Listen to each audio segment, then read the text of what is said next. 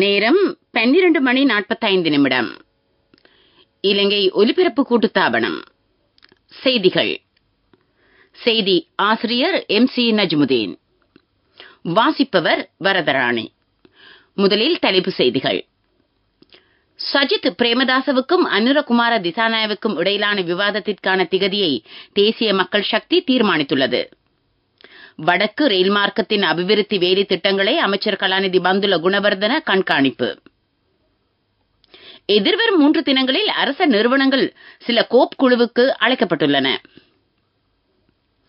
Diyatalawa motor car பந்தய விபத்து தொடர்பில் ஆராய்வதற்கு விசாரணை குழு. மலேசியாவில் நிகழ்ந்த ஹெலிகாப்டர் விபத்தில் 10 பேர் பலி. இனி விரிவான செய்திகள்.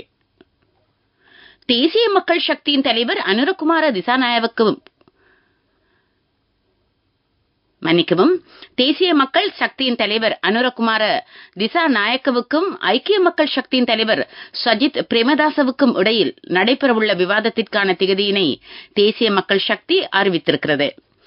இதன்படி அடுத்த மாதம் 7ஆம், 9ஆம், 13ஆம், 14ஆம் திகதிகளை தேசிய மக்கள் சக்தி தீர்மானித்திருக்கிறது. குறித்த 4 தினங்களில் ஏதாவது ஒரு தினத்தை ஐக்கிய மக்கள் சக்தியின் தலைவர் சஜித் பிரேமதாச தேர்வு செய்த பின்னர் நேரம், இடம் என்பன தீர்மானிக்கப்படும் என தேசிய மக்கள் சக்தி தெரிவித்திருக்கிறது. வடக்கு ரயில் மார்க்கத்தை நவீனமயப்படுத்தும் வேலை திட்டத்தை கண்காணிப்பதற்காக அமைச்சர் கலாநிதி பந்துல குணவர்தன அனுராதபுரத்திற்கு இன்று உத்தியோகபூர்வ விஜயம் மேற்கொண்டுள்ளார். கல்கமுவ, தம்புத்தேகம, தலாவ ரயில் நிலையங்களின் நிர்மாணத்தில் நிலவும் பிரச்சினைகள் பற்றியும் அமைச்சர் கவனம் செலுத்தவுள்ளார். அனுராதபுரம் யாழ்ப்பாண சந்தி ரயில் குறுக்கு வீதியை நவீனமயப்படுத்தும் வேலை திட்டத்தின் ஆரம்ப நிகழ்விலும் அவர் பங்கேற்பார். இதேவேளை அனுராதபுரம் ரயில்வே உதவி அத்தியட்சகர் அலுவலகத்தையும் அமைச்சர் திறந்து வைப்பார். அனுராதபுரம் பிரதான ரயில் நிலையத்தின் வர்த்தக சதுக்கத்தையும் அவர் கண்காணிக்க உள்ளார். மாவட்டத்தின் வீதி அபிவிருத்தி தொடர்பான விசேட பேச்சுவார்த்தை அனுராதபுரம் மாவட்ட வீதி அபிவிருத்தி அதிகார சபை அலுவலகத்தில் நடைபெறும். இதேவேளை ரயில்வே திணைக்களத்தின் பொது முகாமையாளர் HNKW பண்டார இன்று காலை காலமானார். ரயில் சேவை பற்றிய பேச்சுவார்த்தைகளில் பங்கேற்பதற்காக அனுராதபுரம் சென்ற அவர் ரயில்வே திணைக்களத்திற்கு சொந்தமான விடுதியில் உயிரிழந்தார். உயிர்த்த ஞாயிறு தினத்தன்று இடம்பெற்ற தாக்குதல் பற்றி சபை ஒத்திவைப்பு வேளை விவாதம் நாளை முதல் எதிர்வரும் வெள்ளிக்கிழமை வரை நடைபெறும். இதேவேளை எதிர்வரும் 3 தினங்களில் மேலும் சில நிறுவனங்கள் கோப் குழுவுக்கு அழைக்கப்பட்டுள்ளன. இலங்கை ஒலிபரப்பு கூட்டுத்தாபனத்தை சேர்ந்த அதிகாரிகள் நாளை பிற்பகல் 2 மணிக்கு கோப் குழுவின் முன்னிலையில் பங்கேற்க உள்ளனர். பல்கலைக்கழக மானியங்கள் ஆணைக்குழு, தேசிய வர்த்தக முகாமித்துவ நிறுவனம், மாப்புல உயர்கல்வி புலமைப்பரிசில் நிதியம் என்பன எதிர்வரும் 25ஆம் தேதி கோப் குழு முன்னிலையில் பங்கேற்க உள்ளன. இலங்கை விமான சேவை நிறுவனம் எதிர்வரும் வெள்ளிக்கிழமை கோப் குழுவில் பங்கேற்கும். 2024ஆம் கல்வியாண்டின் 1ஆம் தவணையின் 2ஆம் கட்டம் நாளை ஆரம்பமாக உள்ளது. 2ஆம் கட்ட கல்வி நடவடிக்கை எதிர்வரும் மே மாதம் 3ஆம் தேதி வரை நடைபெறும். 2ஆம் தவணை மே மாதம் 20ஆம் தேதி ஆரம்பமாக உள்ளது. கல்வி பொது தராதர பத்திர சாதாரண தர பரீட்சை எதிர்வரும் 6ஆம் தேதியிலிருந்து 15ஆம் தேதி வரை நடைபெறும். இதேவேளை கல்வி பொது தராதர பத்திர சாதாரண தர பரீட்சைக்கான அனுமதி அட்டையில் நிலவும் தவறுகளை திருத்திக் கொள்வதற்கு மாணவர்களுக்கு சந்தர்ப்பம் வழங்கப்பட்டுள்ளது. இணையதளத்தின் வாயிலாக எதிர்வரும் 29ஆம் தேதி வரை இந்த பணிகள் முன்னெடுக்கப்படும். நீங்கள் கேட்டுக்கொண்டிருப்பது இலங்கை ஒலிபரப்பு கூட்டுத்தாபனத்தின் செய்திகள்.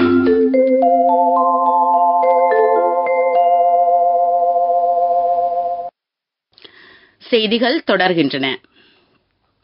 தியத்தலாவ நரியாக்கந்தவில் மோட்டார் கார் ஓட்ட பந்தயத்தின் போது நிகழ்ந்த விபத்து தொடர்பில் ஆராய்வதற்கு இலங்கை ராணுவம் விசேட விசாரணை குழுவினை நியமித்திருக்கிறது. மேஜர் ஜெனரல் ஒருவரின் தலைமையில் இந்த குழு நியமிக்கப்பட்டுள்ளது. குழுவில் 7 பேர் அடங்கியுள்ளார்கள். இராணுவ தளபதி குறித்த குழுவை நியமித்திருப்பதாக ராணுவ ஊடக பேச்சாளர் மேஜர் ஜெனரல் ரசிக குமார தெரிவித்தார்.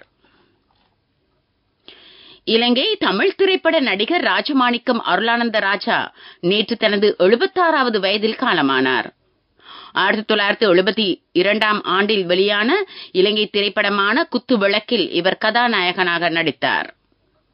மானிப்பாயை புறப்படமாக கொண்ட இவரின் இறுதிக்கிரியை எதிர்வரும் வியாழக்கிழமை நடைபெறும். பூதவுடல் 164 கீழ் 7 ஏ சென்ட் மேரி வீதி நாயக்க கந்த ஹேந்தல வத்தலை என்னும் முகவரியில் உள்ள அன்னாரின் இல்லத்தில் அஞ்சலிக்காக வைக்கப்பட்டுள்ளது.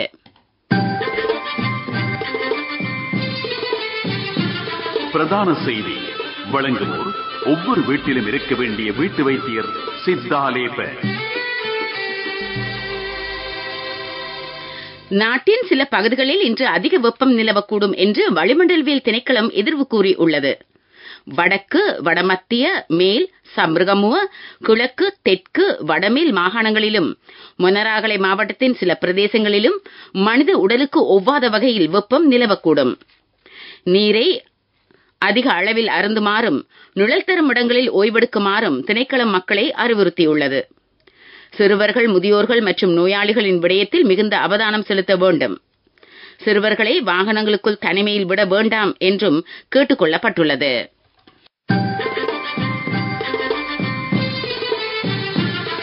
பிரதான செய்தி வழங்கியோர் ஒவ்வொரு வீட்டிலும் இருக்க வேண்டிய வீட்டு வைத்தியர் சித்தாலேப. உங்கள் கவனத்திற்கு கம்பஹா மாவட்டத்தின் சில பகுதிகளிலும் நாளை 12 மணித்தியாலங்களுக்கு நீர் விநியோகம் துண்டிக்கப்படும் என்று நீர் வளங்கள் வடிகாலமைப்பு சபை அறிவித்திருக்கிறது. காலை 8:30 தொடக்கம் இரவு 8:30 வரை நீர் விநியோகம் தடைப்படும். பேலியகுட, வத்தளை, ஜாயல, கட்டுநாயக்க, சீதுவ நகர சபைக்குட்பட்ட பகுதிகள் கெலனி, வத்தளை, பேகம, ஜாயல, கட்டான, மஹார, தொம்பே ஆகிய பிரதேசங்களிலும் நீர் விநியோகம் தடைப்படும். பேகம நீர் சுத்திகரிப்பு நிலையத்தில் மேற்கொள்ளப்படும் அத்தியாவசிய திருத்த பணி காரணமாக நீர் வழங்கல் தடைப்படுவதாக சபை தெரிவித்திருக்கிறது. உலகச் செய்திகள்.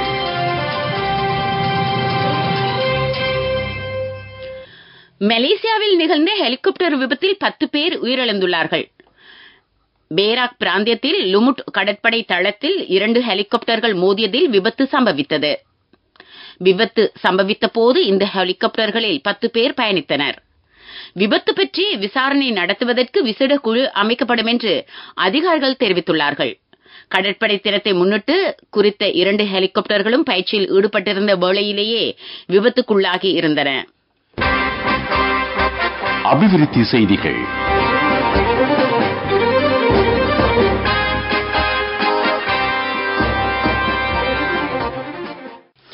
அரசாங்கம் பிரதேச வித்தியாசங்கள் இன்றி அபிவிருத்தி பணிகளை மேற்கொள்ள இருப்பதாக அமைச்சர் மனுஷ நாணயக்கார தெரிவித்துள்ளார். வடக்கு, தெற்கு என பேதங்கள் இன்றி அபிவிருத்தி பணிகளுக்கு தேவையான நிதியை ஒதுக்குமாறு ஜனாதிபதி ரணில் விக்ரமசிங்க பணிப்புரை வழங்கியிருப்பதாகவும் அமைச்சர் மேலும் தெரிவித்தார். அரசாங்கம் ஆரம்பித்துள்ள பல்வேறு வேலை திட்டங்களின் நன்மைகளை மக்கள் தற்சமயம் பெற்று வருவதாகவும் அவர் கூறினார். விளையாட்டுச் செய்திகள். தேசிய சூப்பர் லீக் கிரிக்கெட் சுற்றுத் தொடரின் 20வது போட்டி இன்று ஆரம்பமானது. 4 நாட்கள் கொண்ட இந்த போட்டி பல்லேகல மைதானத்தில் நடைபெறுகிறது. தம்புள்ளை மற்றும் யாழ்ப்பாணம் அணிகள் மோதுகின்றன. நாணய சுழற்சியில் வெற்றியீட்டிய தம்புள்ளை அணி துடுப்படுத்தாடி வருகிறது. சுற்றுலா மேற்கிந்திய தீவுகள் மகளிர் கிரிக்கெட் அணிக்கும் பாகிஸ்தான் அணிக்கும் இடையிலான 3வது ஒருநாள் சர்வதேச கிரிக்கெட் போட்டி இன்று நடைபெற உள்ளது. கராச்சி மைதானத்தில் இலங்கை நேரப்படி பிற்பகல் 4 மணிக்கு இந்த போட்டி நடைபெறும். துடிப்பான யூத்திற்கு லைஃபில் சேஞ்சுக்கு சரியாக செட் ஆகும். கண்கள் மூடி கண்ட கனவுகள் நிறைவேற யூத்திற்கு செட் ஆகும் ஃப்ரெண்ட்ஷிப் இதுதானே. NSBI இத்துரு அக்கவுண்ட் ட்ரீம் நிறைவேற சரியான பிளான். வர்த்தக செய்தி அனுசரணை. தேசிய சேமிப்பு வங்கி உங்கள் பணத்திற்கு பாதுகாப்பான இடம். தேசிய நுகர்வு சுட்டணிக்கு அமைவாக கடந்த மார்ச் மாதத்தில் இலங்கையின் பணவீக்கம் மேலும் வீழ்ச்சி அடைந்துள்ளது. பணவீக்கம் மார்ச் மாதத்தில் 2.5% பதிவாகியிருந்தது. இது கடந்த பிப்ரவரி மாதத்தில் 5.1% காணப்பட்டது. வர்த்தக செய்தி அனுசரணை. தேசிய சேமிப்பு வங்கி உங்கள் பணத்திற்கு பாதுகாப்பான துடிப்பான யூத்திற்கு லைஃபில் சேஞ்சுக்கு சரியாக செட் ஆகும். கண்கள் மூடி கண்ட கனவுகள் நிறைவேற யூத்திற்கு பிரைம் இத்துரு வித்துரு அக்கவுண்ட் ட்ரீம் நிறைவேற சரியான பிளான். பொருளாதார செய்திகள். 7 லட்சத்திற்கும் மேற்பட்ட சுற்றுலா பயணிகள் கடந்த 14 வாரங்களில் இலங்கைக்கு வருகை தந்திருப்பதாக சுற்றுலாத்துறை அதிகாரிகள் தெரிவித்துள்ளார்கள். இந்த மாதத்தின் முதல் 15 தினங்களில் மாத்திரம் 82,500 பேர் வருகை தந்தனர். இதில் 17% இந்தியர்களாவர். அதற்கு அடுத்தபடியாக பிரித்தானியா, ரஷ்யா, ஜெர்மன், பிரான்ஸ், ஆஸ்திரேலியா, சீனா போன்ற நாடுகளிலிருந்து அதிக அளவான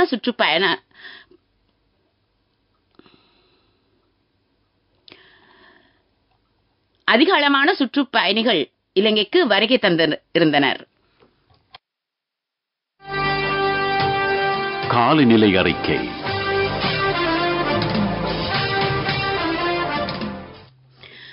மேல் சப்ரகமுவ, மத்திய, ஊவா, வடமேல் மாகாணங்களிலும் காலி, மாத்தறை மாவட்டங்களிலும் பிற்பகல் 2 மணியின் பின்னர் மழையோ இடியுடன் கூடிய மழையோ பெய்யலாம் என வளிமண்டலவியல் திணைக்களம் எதிர்வு கூறியுள்ளது. வடக்கு வடமத்திய மாகாணங்களில் மாலை அல்லது இரவில் மழையோ இடியுடன் கூடிய மழையோ பெய்யக்கூடும். மேல் சப்ரகமுவ மாகாணங்களினதும் காலி, மாத்தறை மாவட்டங்களிலும் சில இடங்களில் 75 மில்லிமீட்டர் மழை வீழ்ச்சி பதிவாகக்கூடும். இடியுடன் மழை பெய்யும் போது காற்றின் வேகம் அதிகரித்து காணப்படும் என்று திணைக்களம் விடுத்திருக்கும் அறிக்கையில் குறிப்பிடப்பட்டிருக்கிறது. கேட்டது காலநிலை அறிக்கை. மீண்டும் தலைப்புச் செய்திகள். சஜித் பிரேமதாசவுக்கும் அனுரகுமார திசாநாயகவுக்கும் இடையிலான விவாதத்திற்கான திகதியை தேசிய மக்கள் சக்தி தீர்மானித்திருக்கிறது. வடக்கு ரயில் மார்க்கத்தின் அபிவிருத்தி வேலை திட்டங்களை அமைச்சர் கலாநிதி பந்துல குணவர்தன கண்காணிப்பு. எதிர்வரும் 3 தினங்களில் அரச நிறுவனங்கள் சில கோப் குழுவுக்கு அழைக்கப்பட்டுள்ளன. தேத்தலாப மோட்டார் கார் பந்தய விபத்தில் தொடர்பில் ஆராய்வதற்கு விசாரணை குழு. மலேசியாவில் நிகழ்ந்த ஹெலிகாப்டர் விபத்தில் 10 பேர் பலி. இத்துடன் எமது செய்திகள் நிறைவு பெற்றன. எமது அடுத்த பிரதான செய்தி அறிக்கை மாலை 6 மணிக்கு ஒலிபரப்பாகும்.